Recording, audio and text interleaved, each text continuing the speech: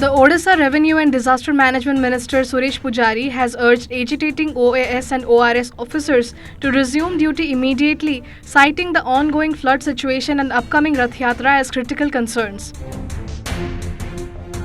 The minister's appeal comes amid continued protests by officers demanding action over the recent assault on BMC Additional Commissioner Ratnakar Sahu. While the government has acknowledged the seriousness of the incident, it has stressed that the current circumstances demand administrative presence and active governance across districts.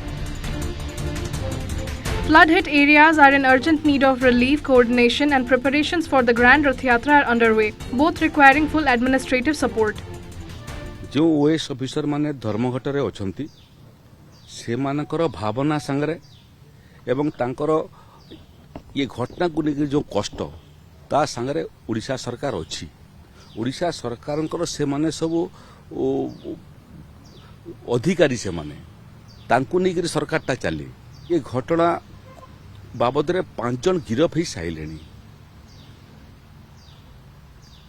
जिते लोक दल थे से दलू suspend ही साइले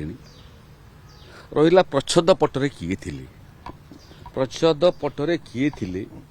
तापाई प्रमाण संग्रह नक गिरफ करा वकिल भाव में आपण माध्यम समस्त को जनवाई चाहे जदि जिते जड़े अभियुक्त को कोर्ट को फरवर्ड हुए से समय विचारपति देखती तार विरुद्ध रे प्रमाण कौन अच्छी जो 5 जन गिरफ होती स्पॉट रे थिले एवं ये आक्रमण रे थिले तार तो पूरा फुटेजटा अच्छी वीडियो फुटेजटा अच्छी जी अभियुक्त एवं जो बीएमसी रे काम करछंती अधिकारी से माने मध्य साक्ष्य भी देबे किंतु जे माने प्रच्छद पटरे थिले सेटा को प्रमाण खोजिबा पई समय लागे